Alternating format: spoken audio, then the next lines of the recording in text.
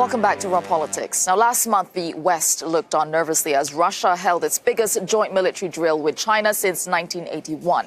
Now, NATO is getting ready to flex its military muscles back. British troops disembarked in Rotterdam today ahead of NATO's biggest military exercises on the northern flank since the Cold War. The soldiers are en route to Norway for the Trident Juncture exercise, which launches on the 25th of October. And the war games involve 45,000 soldiers, more than 60 large ships, 120 aircraft and 10,000 vehicles. Well, with me in the studio to talk European defense, Russian threats and war games, we have Euronews journalist for the Russian service, Andrei Beketov. Thank you for joining us. Rasmussen Global's chief strategy officer, Fabrice, Pothier, and Austrian MEP with the Green Party, Klaus, Buchner. All right, I will put this question to you first, Fabrice. Is this NATO exercise right now, is it antagonizing Russia? Is it preparation, or is it saber rattling? No, I think it's neither of those. It's just training and exercise, really, long plan in advance. No, absolutely. And it's defensive in their nature. They are fully transparent. The Russian observer and all the other OSCE observers have been invited to the exercise. The main thrust of the exercise has been announced ahead. So there's no surprise and there's no opacity. And NATO needs to exercise as a defensive alliance. And the timing of it right after China and Russia had just done military exercises?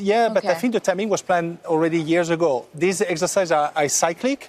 And it's not the same scale. We are talking here about 40,000 troops. The Russian exercise allegedly was 300,000 troops. So it's not the same scale. All right, Andrei, what do you think? Is this antagonizing Russia, these kinds of military exercises? Well, it's definitely a response. And it was planned before, of course, but they can't plan the increased tension.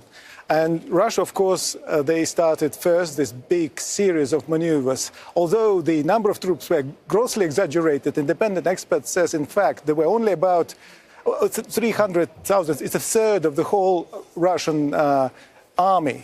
In fact, there were about 30,000. But what they did achieve is the movement of troops that was really impressive, to round up so many soldiers from all around the vast country, put them in a position that was huge achievement, which NATO now has to match, because for them, mobility is a challenge as well.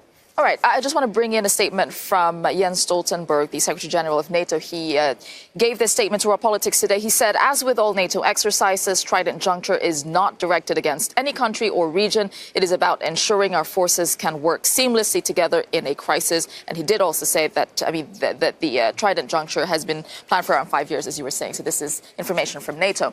All right.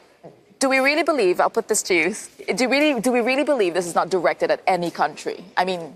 Well, look only at the place where it takes place.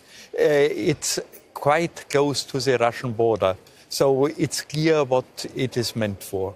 And it's clearly a response, as you have said, a response to the Russian exercises. And I agree, we need exercises. We are composed of many different nations. They need to exercise together. But is it really necessary to do it so closely to the border? I think it would have been much better to do it in a different place. Is it necessary to do it so close to Russia? You were painting it as something neutral. It was planned. It's nothing to read into it. But it is close to the Russian border. It is, and it's also in the Northern Atlantic, where Russia has some very regular movements of forces, especially the naval ones. But I think we need to distinguish something. This is not an exercise that is against Russia, where Russia is taken explicitly as a target or as the adversary. But obviously, like any exercise, this is a signal. This is a message sent to Russia and to any other potential adversary saying, we will do what it takes to defend our territory. And Norway is part of the NATO territory. And the Northern Atlantic is considered as a strategic area for the security of the alliance between North America and Europe. So I think it's about sending a message that is an important message, but it's not an escalatory one. It's more defensive one saying we can defend our territory. Well, we don't know how Russia would probably view that. But let's. I want to bring something else, because last week Euronews spoke to German Defense Minister Ursula von der Leyen, where while she sees NATO as essential, she's calling for a reinforced European defense union that she hopes will become, quote, worthy of that name. Denn ich sehe viele Gebiete, wo die NATO nicht gefragt hat, keine Sicherheitsstrukturen aufgebaut einer europäischen Verteidigungsunion, die diesen Namen auch verdienen. Das haben wir in den letzten 1,5 Jahren, da haben wir einen Riesensprung nach vorne gemacht. Wir haben die Strukturen, die lange im Lissabon-Vertrag geschlummert haben, jetzt aus der Taufe gehoben. Das heißt, wir haben einen Rechtsrahmen für die Europäische Verteidigungsunion. Wir haben einen gemeinsamen Planungsprozess, damit wir eine strategische Kultur auch entwickeln als Europäer. Wann setzen wir denn unsere Kräfte? All right, a European Defence Union, Klaus. Is this really necessary for Europe to do? And isn't it dangerous? I mean, are we actually thinking of actual war, traditional war? Well, of course, you know the old Roman saying, si vis pacem para bellum. If you want peace, prepare for the war. And in this respect, I think we need a common defense. That's for me clear. But common defense does not mean escalating. So we should be very careful what we do. We should exercise together, that's necessary, but we should do it in a way that it's no provocation to Russia. We should do it in a... How is that possible? How do you do military exercise that's not a provocation? How does that work? Well, let's put it in the other way. What Russia does is a provocation, very clearly.